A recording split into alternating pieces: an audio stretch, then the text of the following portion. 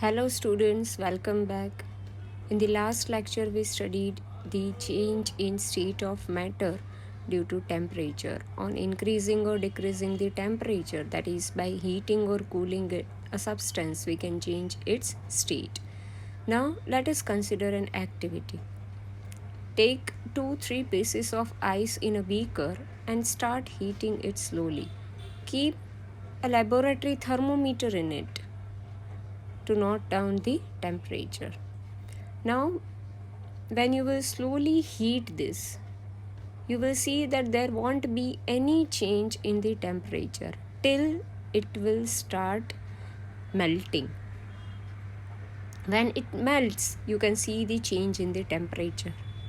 Similarly, again when you are heating, there will be no change in the temperature till it reaches to its boiling point. And when it starts boiling, there will be change in its temperature. So, where does this heat going?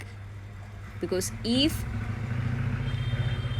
we are giving heat, there should be change in the temperature, but you can see that there is no change in the temperature. This heat which we have given is used in changing the state of matter, and this heat is known as latent heat. It is the hidden heat. That heat is used in changing the state from ice to water and from water to steam. So, next is latent heat. During the change of state of any matter, heat is supplied to the substance. Means, if we want to change its state, we have to heat it. The molecules of matter absorb the heat to overcome the force of attraction between the particles. We studied that there is a strong force of attraction between the particles of matter, and in order to reduce this force, in order to decrease this force, the heat is to be applied. So this extra heat which is used, which is acquired by the molecules, is in the form of hidden heat, and this heat is called latent heat, which is used to change the state of matter from one state to another state. Latent heat of fusion. First of all, what is fusion? Fusion is the change in state from solid to liquid. We can also call it as melting. Latent heat of fusion is the amount of heat energy required to change 1 kg of solid into liquid at its melting point. And the latent heat of vaporization is the amount of heat energy required to change 1 kg of liquid to vapor at atmospheric pressure at its boiling point. Relation between the units of temperature. Temperature is measured in Kelvin, Celsius, Fahrenheit, etc. So now we are going to study the relationship between two units of temperature, that is Kelvin and Celsius.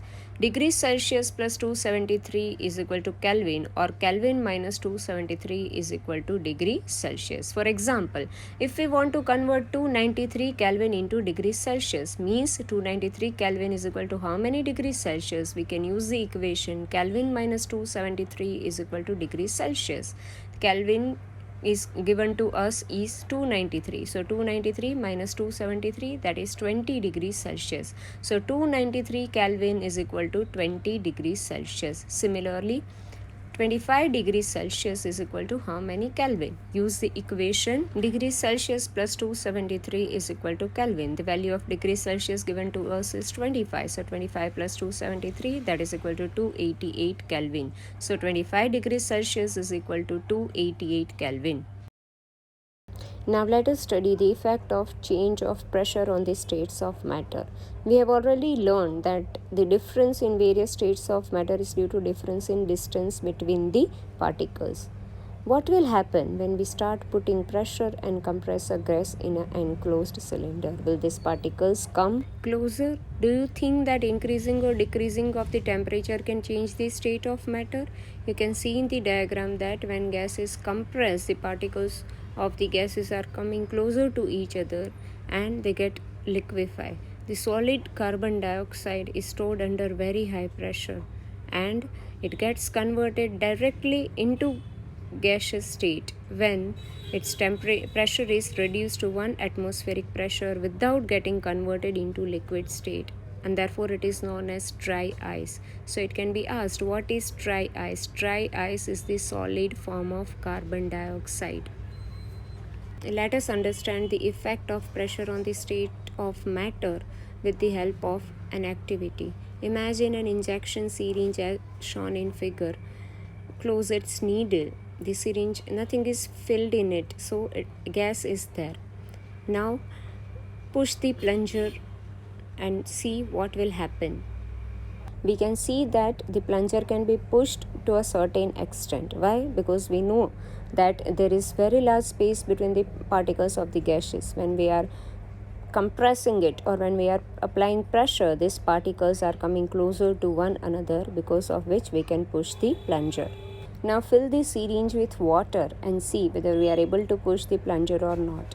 We can see that we can't push the plunger. Even if we try hard, it can be pushed just a little bit. This is because that there is very less space between the particles of the liquid. So the effect of pressure on the liquids is very less. If we take a wooden block and try to press it, we won't be able to press it because there is no effect of pressure on solids. Now let us study the process of interconversion of three states of matter. When temperature of the solids is increased, they get converted into liquid, and this process is known as fusion.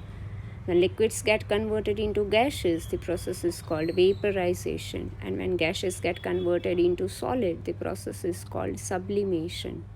Similarly, on reducing the pressure of gases, they get converted into liquid, and this process is called condensation. When the temperature of the liquid is reduced, they get converted into solid, and that is known as solidification. And the conversion of solid to gas or gas to solid is called sublimation. It is a direct process of conversion in which solid gets directly converted into gases without converting into liquid state. The examples are naphthalene bowl, camphor, etc. Now the processes of conversions and their definitions. First of all, melting. Change in state of substance from solid to liquid is called melting, or it is also known as fusion. Boiling or vaporization, that is change in state from liquid to gas. Condensation, it is a change of state of substance from gas to liquid. Solidification, the change in state of substance from liquid to solid. And sublimation is the change in state directly from solid to gas or gas to solid without changing in liquid state. Now let us consider some important questions regarding this topic. First one is, water at room temperature is a liquid. Why water at room temperature is a liquid? Because the freezing point of water is 0 degrees Celsius, means when it is in the form of ice, its temperature is 0 degrees Celsius, and its boiling point is 100 degrees Celsius, means when it is in the form of steam, its temperature is 100 degrees Celsius. And if we consider room temperature, it will be between 28, or you can say in the summer maximum to 45 degrees Celsius. So at room temperature, water is in the liquid state.